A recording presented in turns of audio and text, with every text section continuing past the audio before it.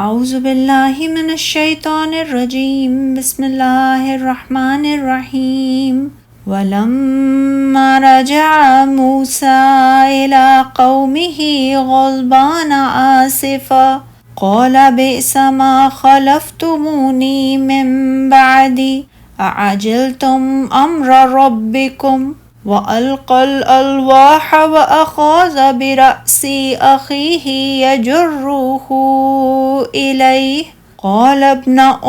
إن القوم استضعفوني وكادوا يقتلونني فلا تشمت بي الأعداء ولا تجعلني مع القوم الظالمين قال رب اغفر لي ولأخي وأدخلنا في رحمتك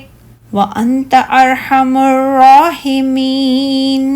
اور جب موسیٰ غصے اور رنج میں بھرے اپنی قوم کے پاس واپس آئے تو ان سے کہا، میرے جانے کے بعد تم بہت برے جانشین ہوئے ہو، کیا تم نے اپنے رب کے حکم سے منہ موڑنے میں جلدی کی؟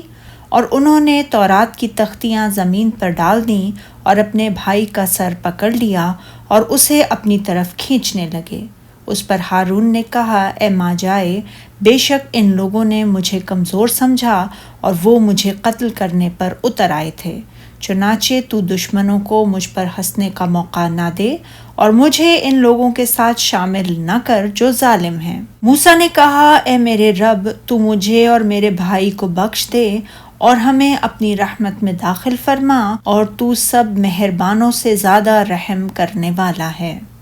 اللہ تعالیٰ نے بیان فرمایا ہے کہ موسیٰ علیہ السلام جب اپنے رب تعالیٰ سے مناجات کے بعد نہایت غصے اور افسوس کی حالت میں اپنی قوم میں واپس آئے، ابو درہ فرماتے ہیں کہ آصف کے معنی شدید غصے کے ہیں۔ تم میرے بہت برے جانشین ہوئے ہو،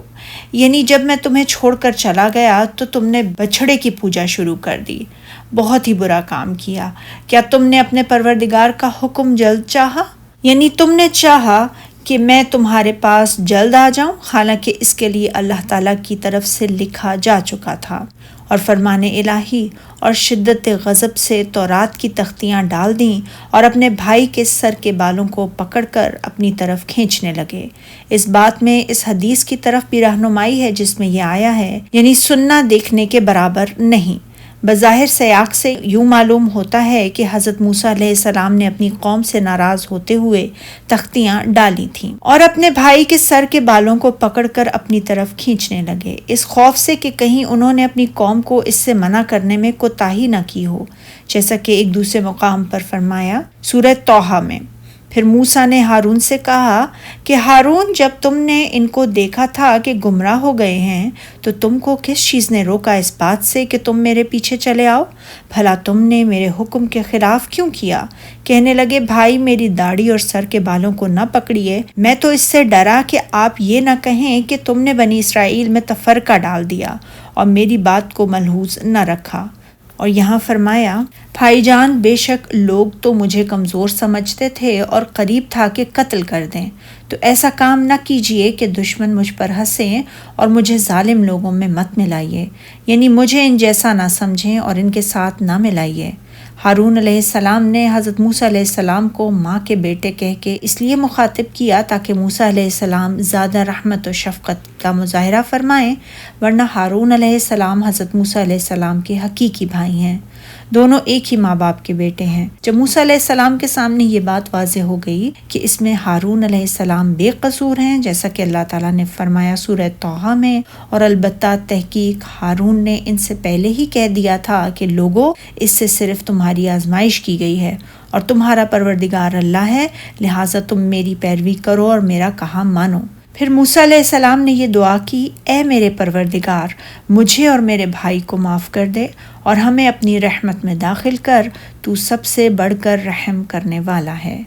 ابن امام ابو حاتم نے حضرت ابن عباس رضی اللہ تعالیٰ عنہ کی روایت کو بیان کیا۔ رسول اللہ صلی اللہ علیہ وآلہ وسلم نے فرمایا، اللہ تعالیٰ موسیٰ علیہ السلام پر رحم فرمائے، مشاہدہ کرنے والا سنی ہوئی خبر والے کی طرح نہیں ہوتا۔ اللہ تعالیٰ نے جب انہیں یہ خبر دی کہ ان کی قوم کے لوگ ان کے بعد فتنے میں مبتلا ہو گئے ہیں تو انہوں نے تختیوں کو نہ ڈالا، مگر انہوں نے جب قوم کو خود دیکھ لیا تو تختیاں ڈال دیں۔ سبحانک اللہم و بحمدک، اشہد ان لا الہ الا انت، استغفرک و اتوب الیک۔